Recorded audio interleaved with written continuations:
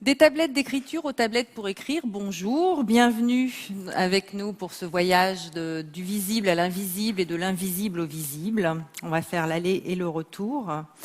Qui sommes-nous? Clarisse, vous la connaissez, vous avez eu l'occasion et le plaisir de la découvrir lors de la keynote 2013. Clarisse, chercheur linguiste, philologue, anthropologue, sémiologue, philosophe à 16 heures et encore un tas d'autres choses. Et qui va me présenter éventuellement. Toutes mes excuses pour ma distraction, car présenter Betty est un honneur pour moi. Donc, Betty Moreau, qui fait de la formation, qui est coach, qui me coach aujourd'hui. Voilà, nous avons eu l'idée, c'est-à-dire que Betty a eu l'idée que nous parlions sur le passage de l'écriture manuelle à Dieu sait quoi. Alors, l'idée, c'était des tablettes d'écriture aux tablettes pour écrire. Donc, les tablettes qui ont interpellé Moïse il y a très longtemps, Steve Jobs plus récemment. Et c'est un fait d'actualité, on en entend beaucoup parler. On va parler surtout de l'écriture, du geste graphique, de la dactylographie et un petit peu de l'avenir, puisque c'est le thème de Devox de cette année. Alors, l'écriture, Clarisse, qu'est-ce donc? Alors, l'écriture, c'est un art qui permet et qui se déploie dans l'idée de faire passer quelque chose qui est invisible, qui est la langue naturelle et les nombres. La relation des nombres au visible et à l'invisible est de nature différente que la langue, mais de faire passer le langage de l'invisible, qui est son statut ontologique, au visible. Si vous me voyez faire des grimaces et des gestes, c'est pas le langage que vous voyez, c'est un corps qui parle. Mais ce n'est pas le langage. Une des aventures extraordinaires d'apprendre à écrire à la main, quand on a 6-7 ans, c'est d'être le lieu de cette magie du passage de l'invisible au visible. À part ça, bien sûr, les écritures écrivent les langues et les nombres, et le statut visible-invisible des langues et des nombres n'est pas tout à fait symétriques l'un à l'autre, ne sont pas exactement les mêmes. Vas-y, ma belle. Le geste graphique, lui, c'est l'intervention de la main, du bras, du corps, de toute partie du corps pour tracer un élément d'écriture. La dactylographie, c'est l'intervention d'un clavier. Et l'avenir, je ne sais pas, qu'est-ce que ça pourrait être? J'ai suggéré le terme tablettographie, je me suis fait incendier par Clarisse, donc à vous de trouver un autre terme. L'objectif, c'est de vous faire garder à l'esprit l'intérêt du geste graphique parce que ça n'est pas si anodin que ça de s'en passer. Et ce qui nous a interpellés, ce qui nous a donné envie de traiter le sujet, c'est la découverte de ce titre en novembre 2014, peut-être que vous êtes tombés dessus. Dès 2014, dès 2016, les petits Finlandais n'apprendront plus à écrire à la main. Ce n'est qu'un titre de journal, la réalité n'est pas là. Ils vont continuer à écrire à la main. La question qui se pose réellement, c'est la différence entre l'écriture cursive et l'écriture script. Aujourd'hui, les Finlandais écrivent en cursif, comme nous, en France. Et il va y avoir un passage à l'écriture script. On va voir ensuite la différence entre les deux écritures. Alors, un état des lieux. Il n'y a pas qu'en Finlande que la question se soit posée jusque maintenant. Aux États-Unis, sur 50 États, 45 États ont abandonné le cursif et sont passés au script depuis 2013. Et associés au script, ils utilisent également beaucoup les claviers, puisqu'ils ne font que 4 fois 30 minutes d'apprentissage de l'écriture manuscrite par semaine dans les petites sections en école. Donc 2 heures par semaine pour apprendre à écrire, c'est très peu. En Suisse, ils ont fait l'inverse, machine arrière. Dans les années 70, comme nombreux pays, ils étaient à l'écriture cursive. Fin des années 70, début des années 80, ils sont passés au script. Donc ils étaient précurseurs dans le domaine. Mais dès 2002, le canton de Genève a abandonné l'écriture script pour revenir à l'écriture cursive. Et depuis 2009, les autres cantons ont le choix. Ils sont en script ou au cursif à leur bonne décision. On verra pourquoi ils ont abandonné le cursif un petit peu plus tard. La Finlande, 2016, donc on va voir ce qu'il se passe. En France, il semblerait que ça ne soit pas d'actualité, pour l'instant. En Allemagne, c'est au bon vouloir du directeur de l'établissement enseignant, cursif ou script. Il n'y a pas d'imposition d'État. Et à l'origine, c'était comment, donc, cette écriture? À l'origine, comment l'écriture s'est déployée, est venue à la pratique sociale? Il s'agit au départ de pratiques comptables pures. Les premiers signes écrits furent des chiffres notant des quantités dans l'administration économique, politique et religieuse de grandes cités mésopotamiennes à la fin du 4e millénaire avant notre ère. Ces tablettes-là sont des tablettes qui datent de 3100 environ, 3000 avant notre ère. Elles ont donc 5000 ans, bien tapées. Et nous sommes les descendants directs de ces savants, mathématiciens, fonctionnaires, gestionnaires et parfois un peu linguistes qui ont gravé ces signes. Ces deux tablettes sont des tablettes comptables dans lesquelles vous voyez que le champ graphique a été divisé en deux, le champ inférieur étant sur la tablette de gauche sans cases, alors que le champ supérieur est divisé en cases. Dans chaque case du champ supérieur, il y a une opération comptable. Le chiffre, c'est cette espèce de cône que vous voyez gravé, qui est gravé dans la pierre, avec des signes qu'on appelle des pictogrammes pour les éléments de la langue. Nous ne pouvons pas déchiffrer ces tablettes. Nous ne savons pas quelle langue est écrite. Les premières tablettes du monde sumérien, du monde mésopotamien ancien, fin du 4e millénaire, ne sont pas déchiffrées. Mais on reconnaît les signes. Dans la première case, tout en haut à droite, vous voyez une espèce d'arbre, qui est le signe qui va devenir le signe ché en sumérien pour dire le grain. En bas, sur le registre qui donne probablement le lieu d'émission des objets comptabilisés ou du stockage, on reconnaît le signe au milieu qui veut dire chez, le grain, et le signe à droite qui se lit en sumérien gal et qui n'est pas un râteau, qui est un chasse-mouche. Un chasse-mouche parce qu'en Irak, il fait très chaud et il faut chasser les mouches auprès des êtres puissants. Et ce chasse-mouche se lit gal en sumérien et veut dire puissant, riche, doué du pouvoir. Donc, ce sont les premières tablettes. Et dès le départ, ce sont les nombres qui ont été écrits, les nombres ou les quantités pour des choses. Dans la tradition occidentale, j'entends occidentale, pour moi, au plan sémiologique, l'Irak et l'Iran font partie de l'Occident, ce sont toujours les nombres qui mènent la transformation des modes d'écriture. Et la dernière invention graphique qui est l'informatique, dont vous êtes en quelque sorte les prêtres, messieurs et mesdames les développeurs, eh bien, évidemment, l'écriture informatique se qualifie par sa façon de manifester des nombres. Des nombres binaires, mais des nombres. Il s'agit d'écriture par une machine, c'est plus une manifestation qu'une écriture, c'est néanmoins de l'écriture. Voilà d'où ça vient. Voici nos ancêtres, et continuons.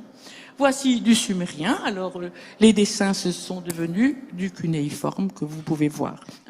Maintenant, je vais passer directement à qu'est-ce que l'écriture quand on écrit en alphabet. Ces braves gens n'écrivaient pas en alphabet, comme j'imagine que vous le savez.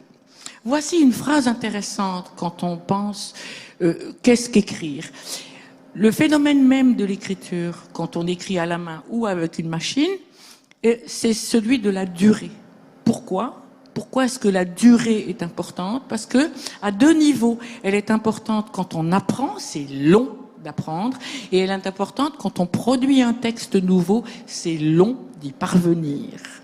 Même si vous allez très très vite en tapant sur un clavier, le temps joue un rôle majeur dans votre production. Bon, alors, il y a tout un aspect des signes dont vous n'avez pas été... disons, rendu conscient quand vous avez reçu vos formations, c'est que les signes d'écriture, que ce soit les signes d'écriture pour la langue ou les signes d'écriture pour les nombres, tiennent un discours sur l'homme, sur l'être humain et sur la vie en société. Je ne peux pas vous faire l'analyse pour tout, mais observons par exemple un signe. Dans communication, le signe pour écrire le son O. Ce signe pour écrire le son O est un signe alphabétique, c'est-à-dire une image pour un son. D'accord? C'est ça le principe alphabétique. Mais qu'est-ce que ce signe? C'est un pictogramme. Si vous vous observez vous-même dans une glace en train de prononcer le son O, vous verrez bien, comme l'avait déjà remarqué Molière dans Le Bourgeois gentilhomme, que vous faites un mouvement d'arrondissement des lèvres. D'accord ? Tout le monde fait ce mouvement d'arrondissement des lèvres pour prononcer le son O. Alors, quand vous écrivez ce signe, vous écrivez tout simplement, en même temps que ce signe, l'idée que le corps humain est universel quand il s'agit de prononcer le son O. Mais s'il est universel quand il s'agit de prononcer le son O, le corps humain est universel quand il s'agit de prononcer tous les sons prononçables utilisés par les langues naturelles, par les langues. D'accord ? Il y a dans le signe la réalisation de l'idée que le corps humain est partagé par tous. Nous avons tous le même corps. Et c'est vrai en termes d'appareil phonatoire. Nous avons le même appareil phonatoire. Nous écrivons tous les jours une écriture qui pense l'universel. Bien. Alors, et la suite. Ah, voilà un autre aspect. C'est Betty qui a choisi les images. Elles sont toutes plus belles les unes que les autres. Et voici une chose qu'on ne vous a pas dite non plus. Et si vous avez des enfants, dites-leur. Quand ils ont du mal à apprendre à lire et à écrire, dites-leur. Qu'est-ce qu'on fait quand on écrit ? On fait passer l'invisible au visible. Ceci est un acte du côté du magique, du côté... Et en même temps, c'est une technique. On apprend à le faire et pourtant, il y a quelque chose d'autre que ce qu'on apprend à faire. Cette autre chose, c'est justement que quand on a 6 ans, on a surtout entendu les gens parler, on a parlé. Et tout d'un coup, on voit ce qu'on a jusqu'alors entendu et prononcé. Ceci est une des causes de l'extrême puissance de l'écriture, aussi bien de l'écriture manuscrite que bien sûr de l'écriture informatique. Mais on ne vous le dit jamais, dites-le à vos enfants. Dites-le qu'une des difficultés, c'est aussi une des gloires de cette affaire-là. Et un des grands plaisirs et un des lieux de la liberté. Qu'est-ce qu'on fait quand on écrit ? Eh bien, on pense. On projette ce qu'on veut faire. Projeter, ça signifie qu'on a une intention. On mobilise son savoir, sa mémoire, aussi bien pour écrire des nombres, des calculs qu'écrire la langue. Probablement d'ailleurs que les mobilisations ne sont pas tout à fait les mêmes. On se mobilise dans une intention. Ensuite, eh bien, on prend une position corporelle adéquate. Voici un enfant qui veut écrire sur un cahier, et évidemment, le ballon n'est pas sur ses genoux ou dans ses bras. Tout le corps est pris dans l'acte d'écriture. Apprendre à écrire, plus d'ailleurs qu'apprendre à lire, est un arraisonnement du corps, une domestication du corps. Un enfant domestiqué par l'écriture ne sera plus le même qu'un enfant qui n'est pas domestiqué par l'écriture. Et le psychisme de l'adulte ne seront pas les mêmes. C'est tout le corps qui est pris dans l'activité. Et je faisais remarquer hier à Betty qu'au fond, les seuls moments où on voit des gens qui sont couchés par terre pour écrire, c'est le moment de l'adolescence, c'est-à-dire de la révolte contre papa, maman et l'institution scolaire. On se couche par terre pour écrire et à 17, 18, 19 ans, on arrête parce qu'on s'est rendu compte que c'était vraiment extraordinairement malcommode. Je ne sais pas si vous avez vu des adultes couchés par terre sur le ventre pour écrire, mais je n'en ai jamais vu. J'ai vu des ados le faire dans le moment où on se dit, non d'une pipe, ras-le-bol de cette domestication qu'on m'a imposée. Voici la main. Qu'est-ce qu'elle fait, la main ? Elle obéit au cerveau et en même temps, elle renvoie au cerveau ce que le geste engramme, ce que cette domestication fait sur le sujet. Donc, écrire, c'est arraisonner la liberté du mouvement, soumettre la main et le corps à l'activité mentale, et cette soumission signifie un retour vers la mémoire, vers la créativité, mais un retour qu'il est long et un petit peu pénible d'acquérir et de s'approprier. Ah, il y en avait encore un. Qu'est-ce qu'on fait quand on écrit ? Quand on écrit en alphabet, un alphabet complet comme le nôtre, qui vient de l'alphabet grec, eh bien, on fait une analyse phonologique. L'analyse phonologique consiste à trouver les éléments sonores les plus petits de la langue et à chaque élément sonore correspond un signe. Ça, c'est le principe alphabétique. En écriture en français, c'est plus compliqué que ça et en anglais, c'est encore pire. Mais quand on écrit, par exemple, tin, eh bien, on sait que le son te, on va l'écrire avec le premier signe représenté ici. Le son un est écrit ici en alphabet phonétique international. Mais le premier son alphabétique, il est clair. On peut écrire et on doit écrire le son te avec ce signe. Ceci est une analyse d'alphabétique classique, normale. Pour écrire grosso modo les consonnes en français, il n'y a qu'un signe pour un son. Bon, il y a quelques problèmes avec S, etc. Bon, mais ou avec ch. Mais il y a la règle alphabétique qui s'applique. Pour les voyelles, c'est plus compliqué. Qu'est-ce qu'on fait quand on écrit tin? Eh ben, on choisit. Est-ce que je vais écrire tin, I-N, T-I-N, auquel cas c'est une pièce qui sert à tenir un bateau? Ah non. Oh oui, mais plus tard, on la voit après. Ah oui, plus tard. Bon. Eh bien, voilà le teint d'un miroir, qui est l'inverse de la partie vitrée. Le teint de la plante, T-H-Y-M. Je teins, il teint le plancher avec de la couleur rouge. C'est le verbe teindre. Là-haut, le teint, c'est la pièce de bois sur laquelle repose la coque du bateau. Et le teint, c'est une fleur que Betty a trouvée. Plante, une viorne, le laurier teint. Et je teins, il teint, qu'il teint. Donc le passé simple du verbe tenir et même l'imparfait du subjonctif du verbe tenir. Donc nous avons plusieurs solutions graphiques. Et au moment d'écrire la voyelle, il nous faut nous projeter dans ce que nous savons, notre mémoire et notre connaissance de la langue et de l'orthographe. Si tout le monde est égaux, à peu près, si tout le monde est dans la même situation pour écrire les consonnes, c'est beaucoup plus difficile parce que, en fait, l'orthographe porte sur les voyelles en français, d'ailleurs comme en anglais, mais c'est pire en anglais. Et là, il y a toujours une projection, une convocation de la mémoire, un choix. Et dans ces cas-là, comme vous savez, la formation aux langues, eh bien, elle est inégalitairement répartie. Elle peut être égalitairement réalisée dans les écoles et néanmoins, il peut y avoir des blocages psychiques qui font qu'on engramme moins l'orthographe. Il peut y avoir des blocages qui se passent dans tous les niveaux du corps et de la conscience. Donc, écrire avec un système alphabétique, c'est-à-dire simple, l'analyse serait beaucoup plus compliquée si on parlait ici de l'écriture du japonais, par exemple, ou si on parlait de l'écriture en alphabet consonantique qui écrit, par exemple, l'hébreu, ou en alphabet consonantique qui écrit par exemple l'arabe, où c'est à la fois plus simple et plus compliqué. Mais, ben oui. C'est-à-dire que nous ne pouvons pas faire la même analyse pour toutes les écritures, d'accord? Il y a des façons de capter la langue qui ne sont pas du tout les mêmes politiques.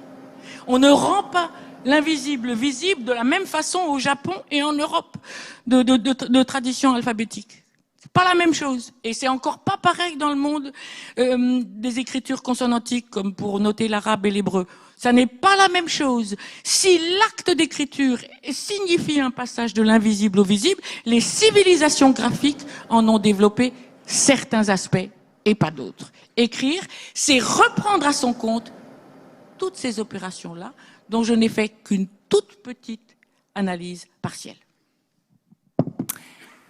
Et l'analyse de ce qui se passe dans le cerveau, alors, lorsque l'on écrit. On a vu que l'écriture était intimement liée à la lecture. Que la lecture, il y a un son, il y a la compréhension du son, le geste qui est posé sur un papier ou sur un support et qui est donc visible. Et ça met cette écriture va donc mettre en pratique, va utiliser différentes aires du cerveau. L'aire de Broca, l'aire de Wernicke sont les aires qui sont associées à la parole, à la prise de parole, à la compréhension de ce qui est dit. L'aire auditive, ce fameux son, ce son que l'on entend ou ce son que l'on s'imagine. Quand on imagine un texte, on s'imagine bien souvent le son du mot, le son de la phrase. L'aire visuelle qui sert pour la lecture. En imagerie à résonance magnétique, on a donc fait ressortir que les aires qui travaillaient le plus lorsque l'on écrivait sont les aires visuelles. L'aire préfrontale, c'est l'aire de la mémoire à court terme, dite la mémoire de travail. Le cortex prémoteur, cortex moteur, ce sont les mouvements, Jusque-là, on se doute bien. Le cortex somesthésique, que vous connaissez peut-être sous le terme de sensorimoteur. Tout à l'heure, on en parlait. Quand on fait un geste, quand on reproduit une lettre, on crée un mouvement qui correspond à la forme de la lettre, et ça engramme une mémoire dans le cortex moteur et le cortex sensorimoteur.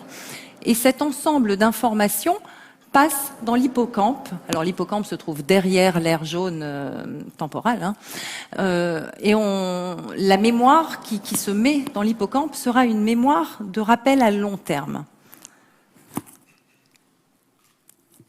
Alors le cerveau face au cursif et face au script, puisque c'était la question qu'on avait avancée, eh bien, ce sont les mêmes aires qui fonctionnent. Il n'y a pas de changement réel. La différence entre le cursif et le script, elle est là. L'écriture cursive est liée comme la pensée cursive qui court, qui se tient. Elle est liée à la pensée, à la parole. Elle est rapide puisqu'il n'y a pas de levée du média à la fin du mot.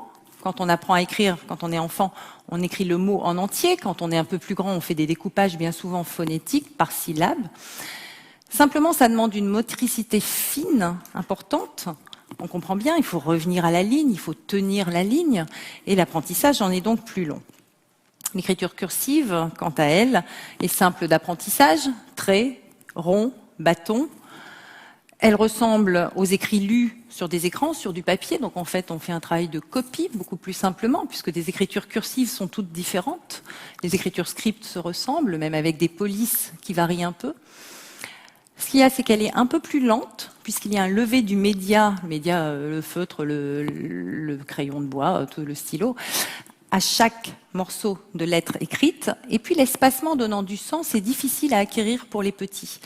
Les enfants, vers 4 ans, commencent à comprendre le haut et le bas, le ciel, la terre, et ils arrivent à se repérer à ce niveau-là. La droite, la gauche, donc il va créer l'espace complet, haut, bas, droite, gauche. Là, c'est vers 6 ans seulement qu'ils arrivent à se repérer. La main droite, on peut leur faire dire avant 6 ans où est ta main droite, où est ta main gauche. Mais si on se retourne et si on parle de quelque chose dans l'espace, là, ils sont perdus. 6 ans. Simplement, on commence à écrire à quel âge? À 5 ans, on sait déjà écrire son nom et on n'a pas acquis cette histoire d'espace et de hauteur, de largeur. Exemple, vous avez cette petite phrase « Il était levé loin de là ». Alors, on ne sait pas de quoi il est question. C'est écrit en cursif. C'est facile à lire. Les mots sont bien découpés. Si c'est écrit en script de manière correcte, pas plus de soucis. Si un enfant apprend à écrire et à espacer les lettres, on lui dit « tu écris, tu espaces les lettres ». Il peut espacer toutes les lettres de la même manière puisque on a vu qu'au niveau de l'espace, il n'est pas encore bien clair avec ça. Il peut aussi faire des espaces très très réduits et écrire un très long mot. Il était levé loin de là en un seul mot, ça ressemble un peu à un mot suédois, tout est collé. Il peut aussi, s'il apprend la lecture globale, chercher à retrouver des blocs de mots qui lui disent vaguement quelque chose. Tiens, j'ai vu ça, j'ai vu ça, j'ai vu ça. Il était le vélo un de là, ou il était le vélo in de là. Pourquoi pas? Ça n'a plus de sens. Le cursif permet de gagner du sens assez rapidement. C'est pour ça que les Suisses ont abandonné d'ailleurs l'écriture script, j'avais dit que je préciserai pourquoi, parce que les enfants avaient complètement une perte de repère et de sens de ce qu'ils écrivaient. Alors que se passe-t-il quand on se sert d'un clavier? Eh bien, à peu près la même chose. On voit ce qui se passe, ou on imagine les lettres qu'on va écrire, on s'imagine le son, les aires motrices travaillent un peu moins. En imagerie, ça s'allume beaucoup moins fort, bien évidemment, puisque le geste est moins ample. On pique, on pointe des lettres au lieu de les dessiner réellement. La grande différence, c'est que le cortex sensorimoteur ne s'active pas. Cette aire-là ne travaille pas. Or, c'est une aire qui sert à l'engrammage de la mémoire. Oui? Non? Je croyais qu'il y avait quelqu'un qui n'était pas d'accord. Ça sert à l'engrammage de la mémoire. Donc, on se prive d'une part de mémoire, on se prive d'une part d'acquis, en utilisant uniquement le clavier, en ne faisant pas marcher son bras. Ce qui est un peu dommage, parce que si ça se répète, ça se répète, ça se répète, la mémoire, au lieu d'atteindre ce niveau-ci, elle ne va atteindre que ce niveau-ci, la mémoire de rappel. Qu'est-ce qu'on sait d'autre sur le cerveau qui peut nous servir pour ce sujet? Que le cerveau est statisticien, qu'en permanence, il prévoit, il calcule ce que l'on est censé faire, ce que l'on est censé voir, ce que l'on est censé dire et entendre. Il réagit. il va chercher dans ses acquis, il va chercher dans sa mémoire de quoi apprendre à chaque fois qu'il est confronté à une erreur. Vous voyez un ciel bleu, alors vous vous imaginez quoi? Un nuage, un avion, un bateau, une montgolfière éventuellement. Si vous voyez passer un dragon, là vous allez lever la tête, vous dites tiens, est-ce que c'est un dirigeable qui est de cette forme-là? Est-ce que c'est vraiment un dragon? Est-ce que je suis en train de rêver? Quand on écrit, c'est la même chose. Si on fait une rature, mince, comment ça s'écrivait? Je voulais dire quoi exactement? Est-ce que je ne changerai pas le sens de ma phrase? Et on va chercher dans sa mémoire, on va dans le rappel. Quand on tape sur un clavier, 9 fois sur 10, quand on a un correcteur d'orthographe et de grammaire, la faute passe même inaperçue. Le cerveau ne va même plus chercher ce calcul, ne va plus chercher à corriger quoi que ce soit. Donc il ne va pas apprendre non plus de ses erreurs. Le cerveau se conditionne et se lasse. L'expérience de Pavlov, le chien, on lui présente de la nourriture, il salive, on lui donne sa nourriture. 1 fois, 2 fois, 10 fois, on change d'expérience. Son de cloche, on présente la nourriture au chien, il salive, il mange, 1 fois, 2 fois, 3 fois, puis on enlève la nourriture et on se rend compte que le simple son de cloche fait saliver le chien de la même manière que lorsqu'on lui présentait sa gamelle pleine. Il se passe la même chose avec notre clavier. On veut écrire par exemple « j'ai envie d'envoyer un courrier à mon directeur ». Il en avoir envie, mais bon, admettons, j'ai envie d'envoyer un courrier à mon directeur.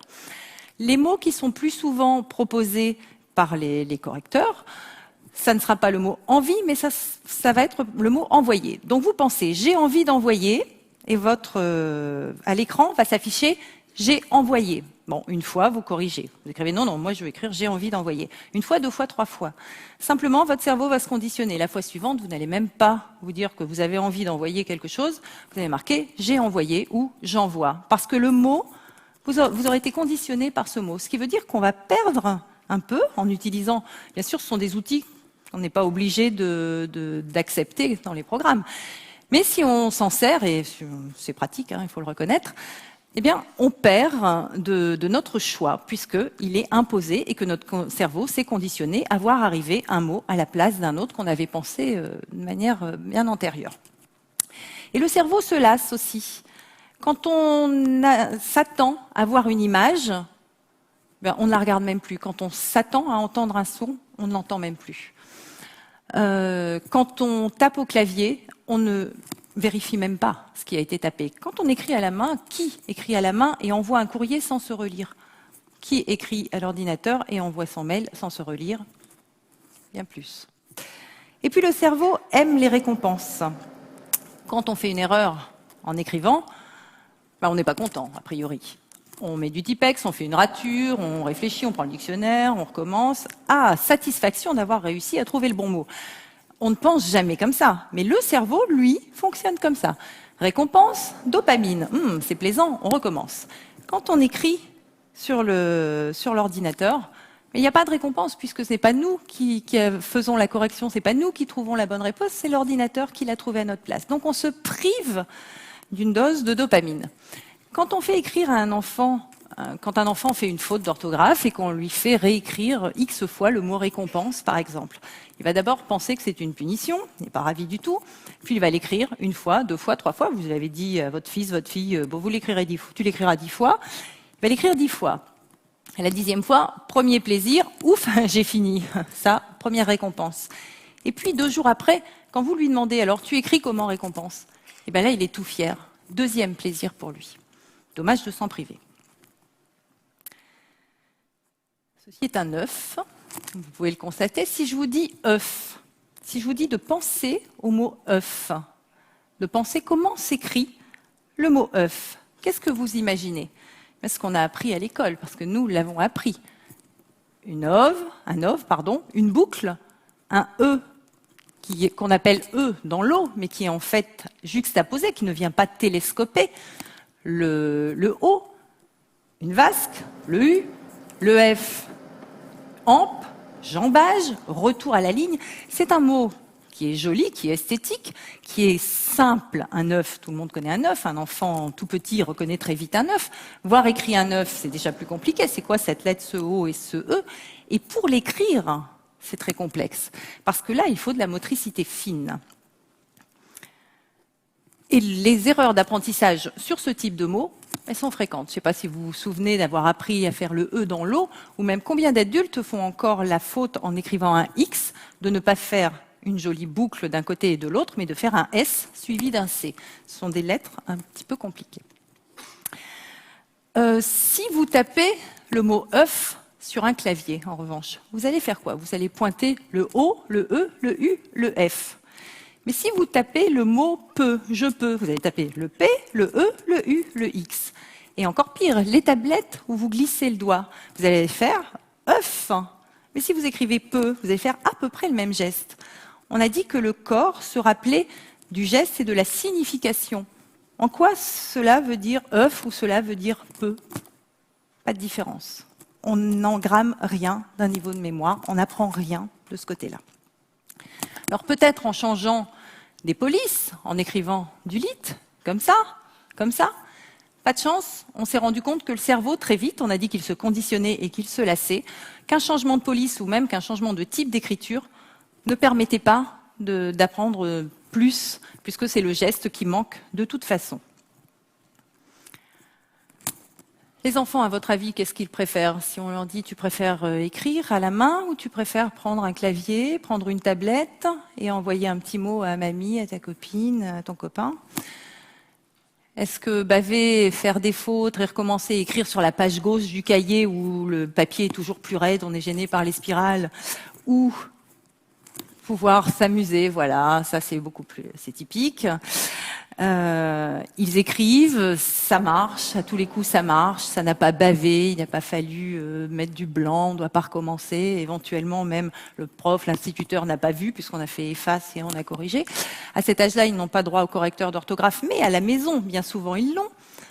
Vous êtes en vacances, alors, c'est du vécu, vous avez un enfant qui a une tablette, qui commence à écrire un mot, il vous dit « Comment on écrit tartiflette ?» À ton avis, tu écris tartiflette comment?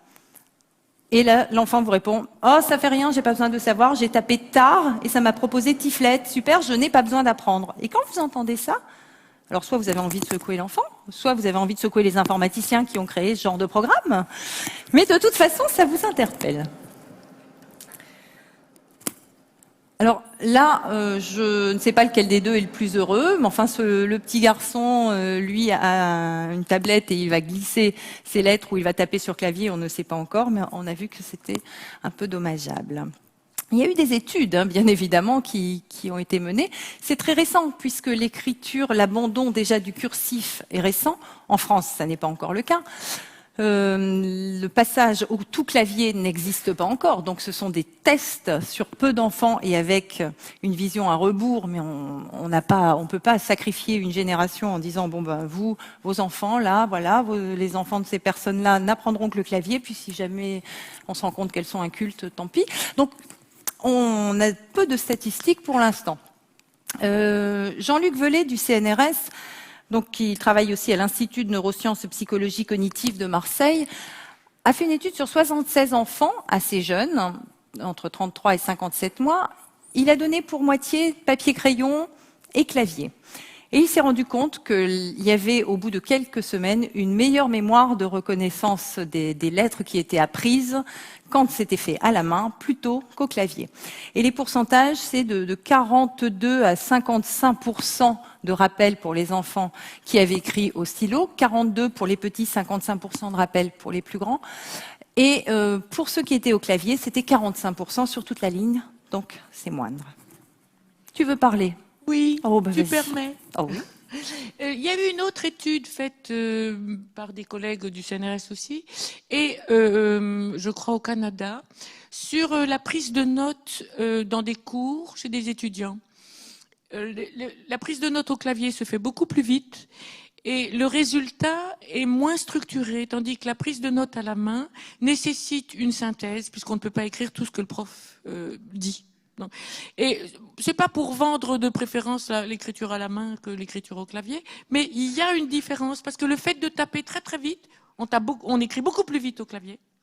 Et d'une certaine façon, en fait, un impedimentum, une gêne pour rassembler ce que dit un prof d'important dans un cours. Il y aura d'autres études, parce que toutes ces études-là, elles sont en général critiquées dans les 6 mois qui viennent. Puisque vous savez que dans ces sciences, dans les sciences cognitives ou dans la biologie, un article à plus de 3 ans, c'est franchement un objet archéologique. Donc les choses vont vite. Donc nous en sommes à un certain niveau de la recherche, je veux dire, et sans effet prédictif direct. Tu ne veux plus rien dire pour l'instant? Non, apparemment non. Alors, une autre étude quand même encore de Laura Dinard de l'Université de Floride qui, elle, a pris un échantillon de 1000 élèves et elle a regardé ce qui se passait avant. Elle n'a pas créé une étude, elle a lu à rebours.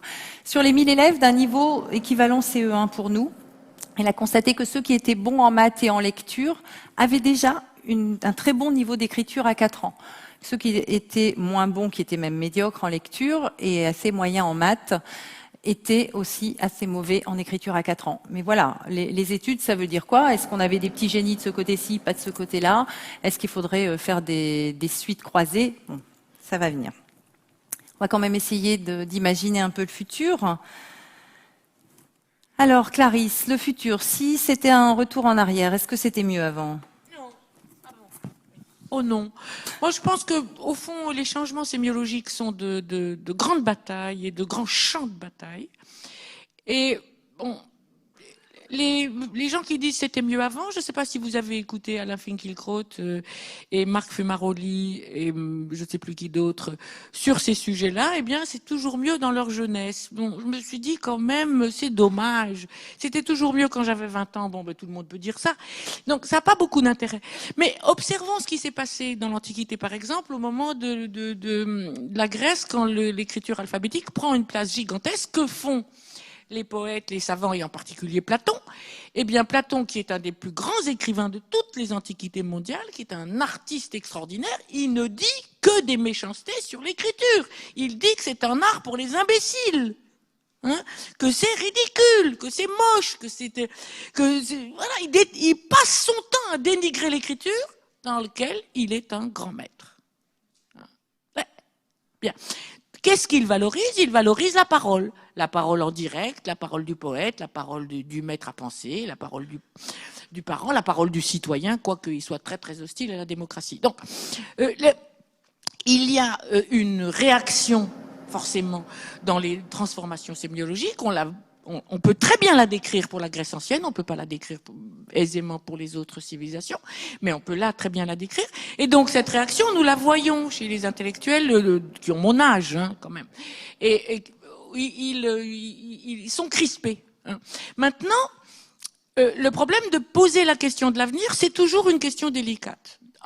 Deuxièmement, nous sommes dans une société particulière et tout à fait unique dans l'histoire humaine. C'est-à-dire que toutes les sociétés traditionnelles, anciennes, archaïques, primitives, sauvages, tout ce que vous voulez, traditionnelles, elles ont fonctionné sur des fondements qui regardaient le passé. C'était le passé.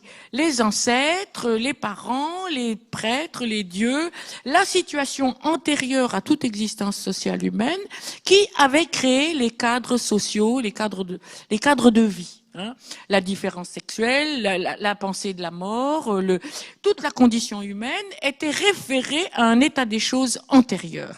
C'était un régime d'historicité, comme l'a écrit un historien qui s'appelle François Hartog, un régime d'historicité tourné vers le passé. Avec le christianisme, évidemment, il y a eu l'intérêt pour la vie après la mort, il y a eu un intérêt pour le passé, pour le futur, mais cet intérêt pour le futur, la vie après la mort, était fondé par la mort du Christ dans le passé. Et avec les ères révolutionnaires, qui commencent en Angleterre au XVIIe, en France au XVIIIe, en Amérique au XVIIIe, l'ère révolutionnaire projette le sens de la vie humaine vers l'avenir. Hein, le régime d'historicité est tourné vers l'avenir. C'est ça qui qualifie les ères révolutionnaires fin 18e, 19e, 20e. Hein, c'est fini. Nous sommes dans une société dont on ne connaît pas d'autres exemples, dont le régime d'historicité, c'est un pur présent. Et dans ce pur présent, il y a donc une difficulté à caser la mémoire. Et c'est justement ceci que montre et que développe d'une certaine façon la question de l'écriture à la main ou au clavier. Puisque en écrivant à la main, eh bien, on fait agir la mémoire, on engramme des gestes, et qu'en écrivant purement au clavier, on ne fait que pointer et on n'engramme pas des gestes et des sens. Donc, la difficulté, elle est là. Qu'est-ce que nous faisons de la mémoire?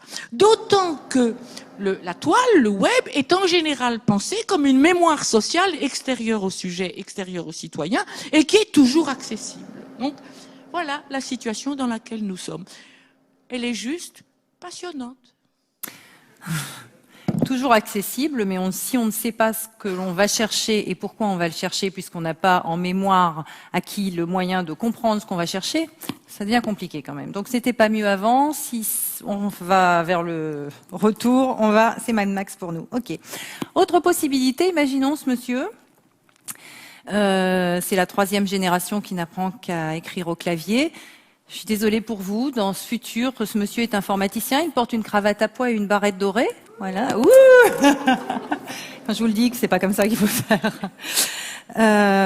Mais non, il sera pas à l'aise, certainement pas, parce que du présent, il n'apprendra pas grand-chose, donc de son futur, il ne trouvera pas de passé. Il va plutôt ressembler à ça. Donc, choisissez votre camp. Autre hypothèse, la plus réaliste, il y a une réalité matérielle du moment. Les claviers, l'informatique, les tablettes, c'est génial, ça serait quand même malheureux de s'en passer. Ce qu'il ne faut pas oublier, c'est le fonctionnement du cerveau, ce qu'on vient d'expliquer sur l'engrammage de la mémoire.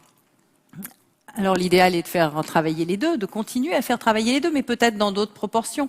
On n'est pas obligé d'écrire 8 heures par jour et taper au clavier 1 heure par jour, bien sûr. Et trouver des solutions pour les jeunes qui vont apprendre à écrire, des solutions intermédiaires. Alors je vous ai caché le nom du logiciel, vous le connaissez certainement, ça existe pour les chiffres, ça existe pour les lettres. Vous êtes sur une tablette et vous écrivez, vous faites un vrai geste graphique pour apprendre. Il faudra apprendre à écrire la lettre A, la lettre B, et s'inscriront. Alors vous le faites en cursif ou en script, mais à la main, et ça s'inscrira de manière avec la police de votre choix, qui sera beaucoup plus simple à lire, à relire et à apprendre. Pourquoi pas?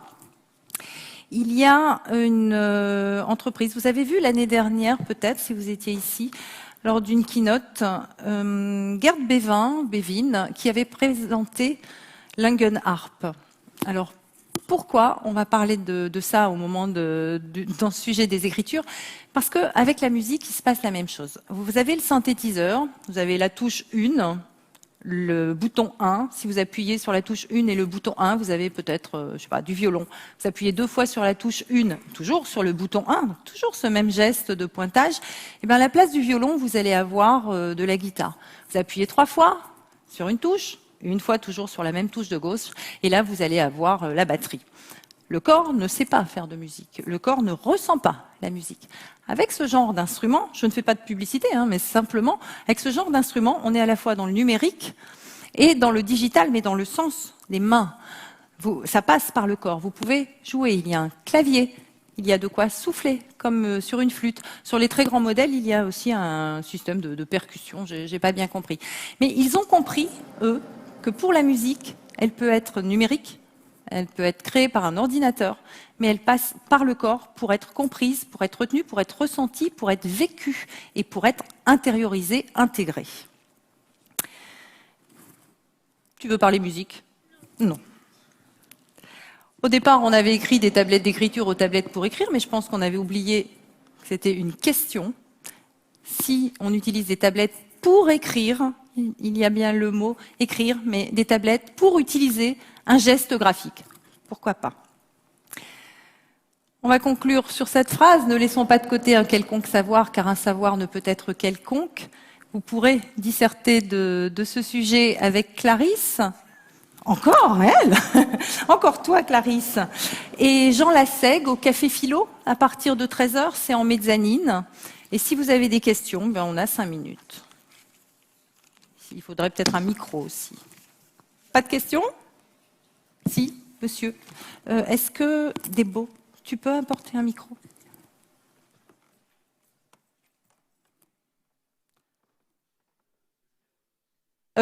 Monsieur 4e rangée. 5e. plus compter. Non, je vois pas. J'entends. Je voulais juste vous demander le nom du logiciel pour faire la... Alors regardez, mais très vite, vous le retrouverez sur les slides dont parlait. MyScript. Vous êtes de MyScript?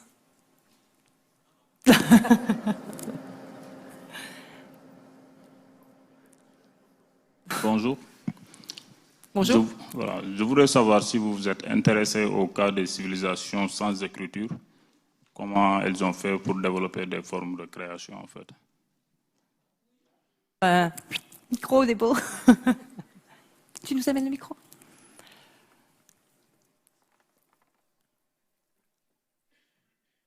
Merci. Oui, bien sûr, sauf que je n'ai pas fait de terrain ethnographique dans des sociétés sans écriture.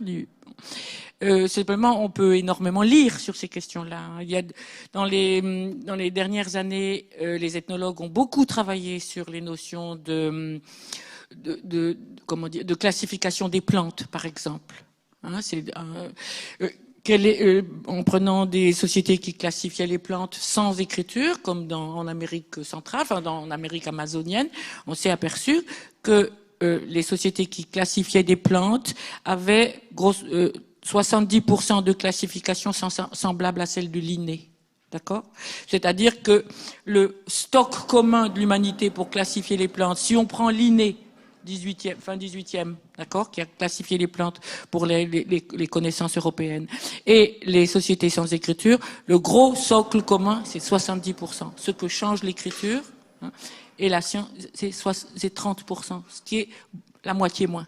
D'accord?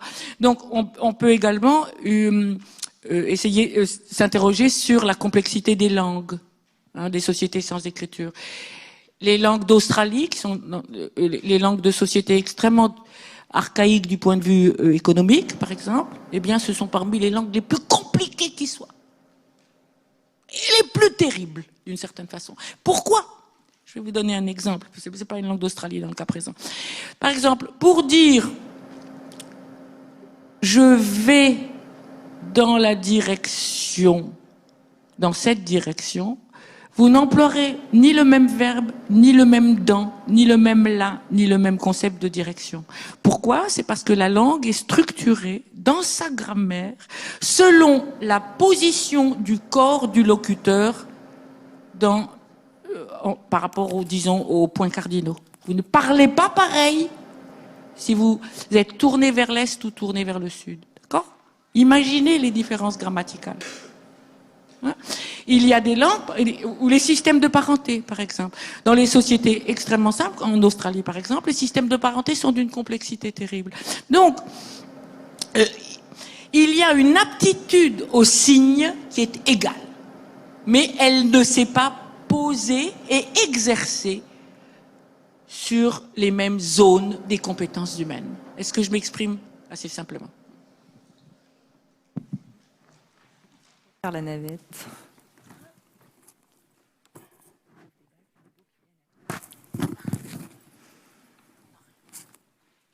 Merci. Une petite question sur un détail. On disait tout à l'heure qu'il n'y avait pas d'engrammage pendant la frappe. Est-ce qu'il y a un impact sur le fait de regarder l'écran plutôt que le clavier ou l'inverse? Pardon? Je ne sais pas. De regarder l'écran ou le clavier. L'écran seul, ce que je peux vous dire, quand on lit sur une Kindle, par exemple, tout simplement, c'est une pub, sur une tablette de lecture, plutôt que sur un livre, les chercheurs se sont rendus compte qu'on retenait moins bien l'action, le temps, la durée et la situation du livre en général. On va pouvoir résumer, mais ça sera beaucoup plus vague au niveau de l'espace-temps. La différence entre une tablette où on pointe seulement pour tourner la page et un livre où il y a un vrai geste. Ça, c'est un constat. Maintenant, est-ce que regarder les lettres qui sont des présupposés, en fin de compte, le L, je veux écrire un L, il est déjà écrit, mais le geste sera un simple pointage, ou regarder l'écran en faisant uniquement marcher les mains, je ne sais pas quelle est la différence. Non, Débo, pour répondre. Ouais. Et monsieur, ça sera la dernière question alors.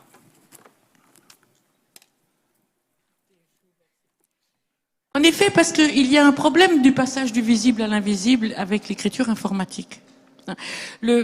Tant qu'on se sert d'un clavier, elle est en quelque sorte, la condition de l'écriture alphabétique est déjà visible. D'accord ? Et le résultat du travail sur le clavier, et quand le flux d'électrons a passé dans la machine, est de nouveau visible sur les périphériques, l'écran par exemple. Qu'est-ce qui fait le travail de l'invisible ? C'est la machine. Il y a un grand déplacement du corps humain dans cette pratique de faire passer de l'invisible au visible, qui a été abandonnée par les humains et mise dans la machine. D'accord ? C'est la machine qui fait le trafic. Et ça, c'est une transformation majeure. Finalement, c'est terminé. Donc, monsieur, vite, vite, Non, il y vite. avait un monsieur, c'est pas bien. Oui, oui. Non, c'est ce que je dis, vite, vite, vite. Bonjour. Oh, c'était- Je voulais juste revenir sur le squelette qu'on a vu tout à l'heure, qui est Oui. potentiellement un avenir. Et, Ah, pour tout le monde, oui. Voilà. Sur le fait aussi que les grands groupes d'informatique qui nous fournissent nos frameworks en particulier, qui sont des acteurs majeurs, il y en a certains, ils sont marqués juste là. Je voulais savoir quelle était leur opinion sur le sujet. Est-ce qu'ils finançaient plus vos recherches, qui ont tendance à nous rendre visiblement moins idiots dans l'avenir, ou pas? Ils ne nous financent pas du tout. C'est la réponse ?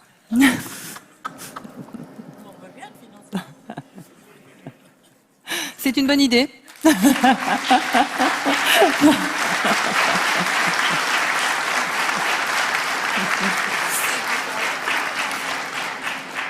Oui. Monsieur, allez-y quand même. D'accord, merci. En fait, je voulais vous poser une question parce que j'ai relevé un moment dans votre exposé au sujet de l'érosion de la mémoire. Vous avez parlé de l'érosion de la mémoire due au passage à l'écriture tapée, mais je le ressens aussi parce que vous avez évoqué la mémoire déléguée au système externe. Et le fait de s'appuyer sur les systèmes de recherche pour se souvenir aussi diminue les capacités de mémoire au fil du temps. Est-ce que vous avez réfléchi à ce problème-là? Alors, on n'a pas parlé d'érosion de la mémoire, on a parlé d'un moindre engrammage de la mémoire. C'est pas que la mémoire va s'user, bien sûr la mémoire il faut l'activer, la réactiver, mais c'est surtout qu'elle ne va pas emmagasiner la même quantité de choses. Donc après, la mémoire inconsciente du corps, me dit Clarisse. D'accord. On peut continuer à en parler après. Il faut qu'on rende la salle, je vous remercie.